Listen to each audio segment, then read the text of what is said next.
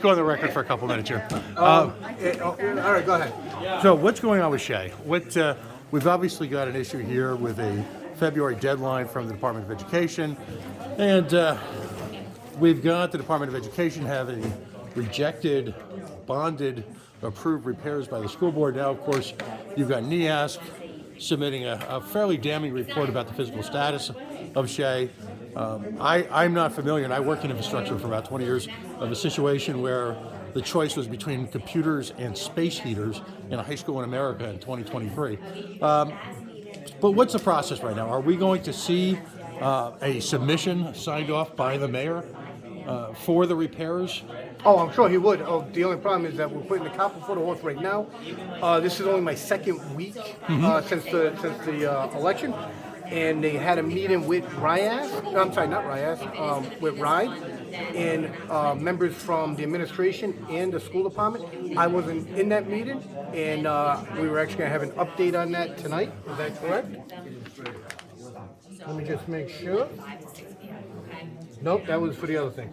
We are going to be prepared to bring that up at the, thankfully, school committee member Doobie educated me that we have a second meeting in January, and we are actually going to go forward with what they came out of that meeting with RIDE. The meeting happened just today, if I'm not mistaken, and I haven't been updated on it. Are they going to be approving this time around? I mean, the word on the street versus, and I read the rejection letter from RIDE last time where they got into some fairly obscure constructs about distance learning and things like that. The word on the street was that the mayor was actually putting the kibosh on it. That's, of course, rumor and speculation. Yeah, I didn't see it. Distant learning one. Well, it's the question is, can the city of Pawtucket, afford both the ongoing construction of the new unified high school and also spend the money necessary to bring Shea up to at least a level of, we'll call basic safety, where it's not at right now? And that's a great question that you present. You say, do we have enough to provide the basic needs? I'm a proud graduate of Shea High School.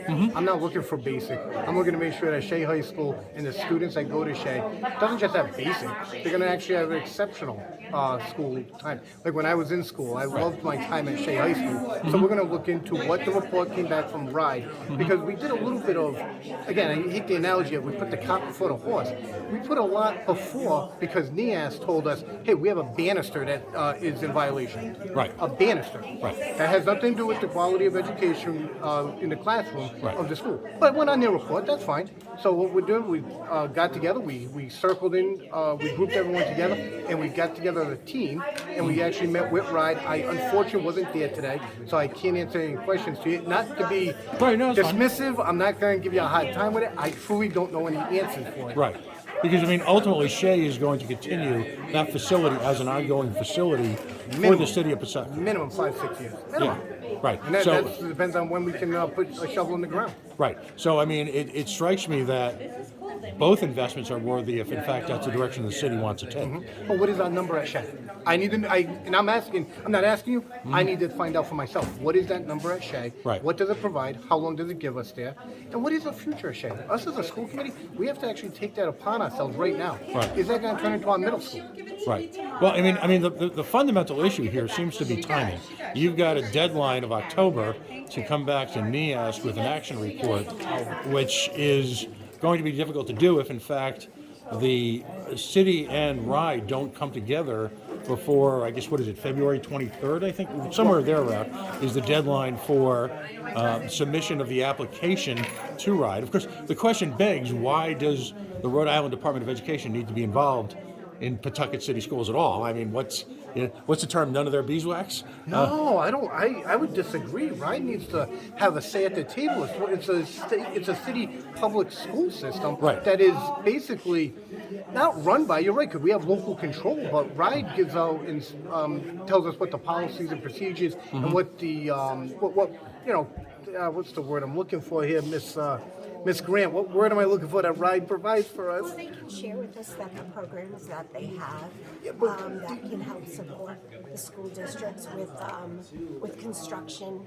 There is that, but and things like that. So I think RIDE plays a very important part of the whole educational system, whether it be buildings or non-buildings in the state of Rhode Island. Accreditation, but we have to make sure that we are in line with what RIDE is telling us that we have to provide Right. for the basic needs. And again, I'm not going to. I hate that word. What is it that we have to do at Shea to meet the basic? I don't want the basic for the students at Shea High School. So that's why they met at RIDE with the city, with the school department leadership, and we're going to get together and we're going to work as a team. It's not going to be individual. We're not going to be Right. fighting over the same piece of bread. No, that's fine. And who was at the meeting? I don't know. I wasn't able to attend, so Okay. I don't know who was actually there. Do we know who was Ms. at Grant, the do we know who meeting? was at the meeting? The meeting with Ryan Yes, it to was, talk about Shea. yes, it was myself, John Cody, Dylan Zalago from the city, Mario from RIDE, Lisa Ramsey, and Melissa Devine. And it was a very good conversation. It was very productive, and we'll just continue to work on it and move forward. And she continually calls me to try to give me an update, but I was at work and I couldn't get Ms. Grant, one last question. Do you think it's, and again, I'm not asking to hold it to you, because quite frankly, part of this is at the behest of the state. But is it going to be possible to put together a package before the February RIDE deadline that's going to pass muster so that the city of Pawtucket can meet the NEASC November deadline? I think, like I said earlier in the conversation, you know, the importance of getting RIDE involved is to hear some of the things that the state has to offer Right.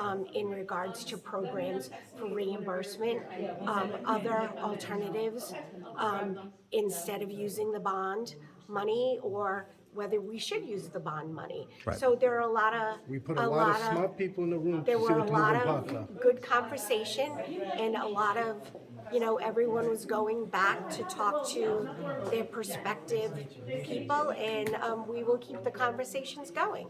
Fair enough. And I can promise you this, with this leadership team, she says the conversation's going, if there's deadlines to be made, the deadlines are going to be hit. All right. I appreciate both of your time, and I look forward to your continuing engagement this year. You're welcome. Thank you very Thank you. much.